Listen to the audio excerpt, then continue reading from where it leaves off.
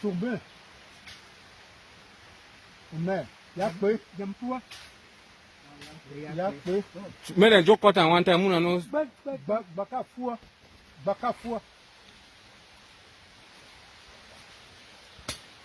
啊，不等lâm tại nhà với giá quý. Well, today is the 2nd of October 2024, and we were on a python chase that has unfortunately come to an end where it's now dead on a trap here.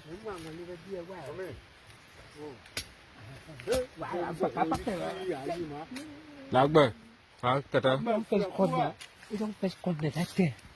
But full lah. Waka. Waka inchon. Wait. Kaka. Wata baka gisita. Atika ada apa full kia? Yang ada broko. Look at that snake. Okay. Tuge atika watu gigi no ki. Jitwa ki jamba. D'accord.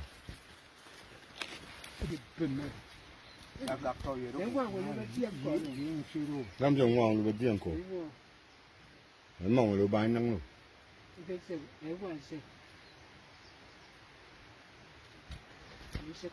Bằng cái chuyện khác này. Nó cái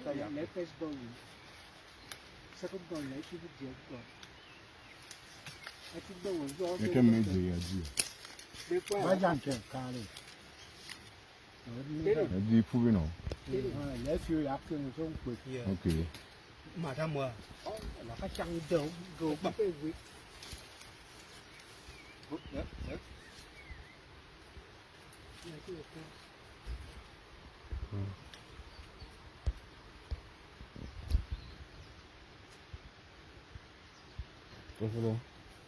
Adrakan. Okay. Go down there. Chua tiga. Là không nên này. Wa kilo wa chiwa. Wa kilo wa chiwa. Gom chua không cần chú gác ở đâu là như thế.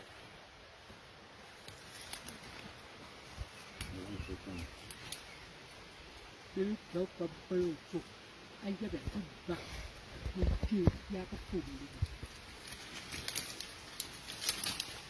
phùng chuyện đã tay cậu không đã ra có chậm gì đã kiểu có đơm có đã kiểu có quả giờ ta ta đúng cú quá cái ta tổ không có chuyện đó.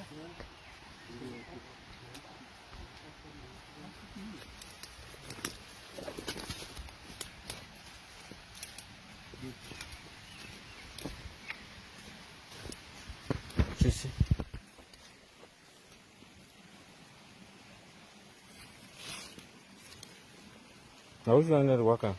Oh, it is shake. That's it is shake. It is shake. Để đó đây thì sẽ không đá qua. Nhớ rồi đi đẹp. Nhưng mà ra mà. Sáng Cái cổ mà khiếp dù mà nó không có. Tất cả thì chỉ ra nó xây gì. Đó chẳng có cái gì. Đó kia mà có ông bì. Chú nó nuôi. Nhưng mà ra mà. Nó chỉ Sáng. Ý nó gùi gì anh chị? đẹp và các bạn. Còn bút kia thì anh cổ ra chỗ bể bút con này. Cứ cả nhà nó I don't talk to the TV shake. Cut that head move am.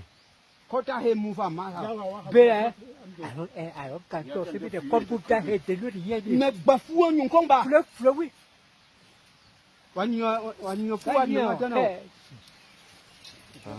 dạ. Mà ngoài ở mà được không cần được. Bật cái bật lên mà. Fleur. Không. Ông bà qua ở lớp phân đi. Thế là cô. I don't go talk to this in the shake. Yeah, quá kia đó.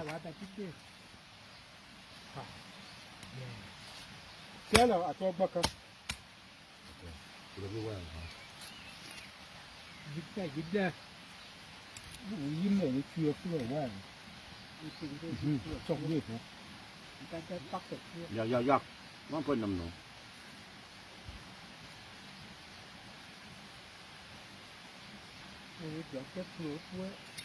Fua là một cái bố hầm cả. Nhớ thì vô. Vâng qua. Ê, fua là Fua hoa. là nằm mà vậy. Lan cái ăn nằm nổ. Fua rồi là chua mà dốc là phao vậy. Chết là. Nó cái cá lên nung cả mà. Nếu khu quy mãn dịu ấy. Vậy chịu phân thêm nhầm là ba.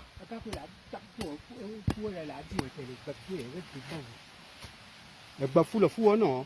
Thế là, cái bé. Thế thì rap cái gì? Rap cái gì chứ?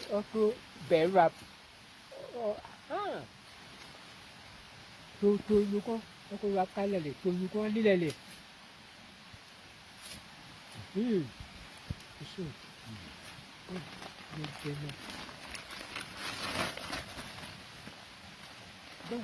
bà phu là phu nó.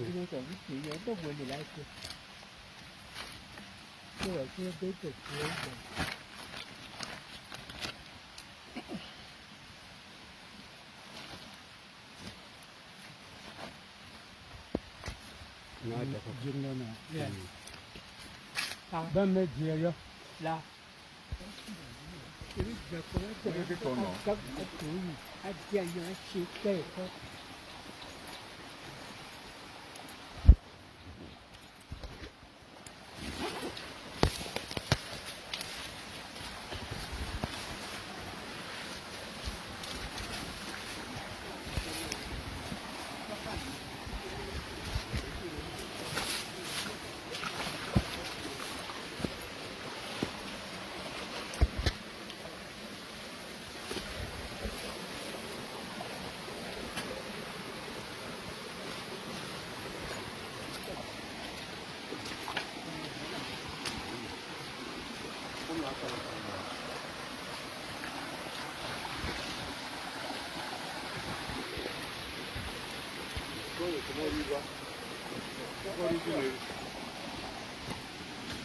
Shannon,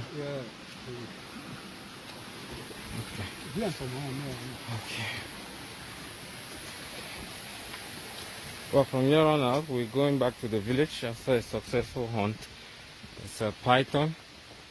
That's the token of wire, a hunting wire that the hunter in the village put up.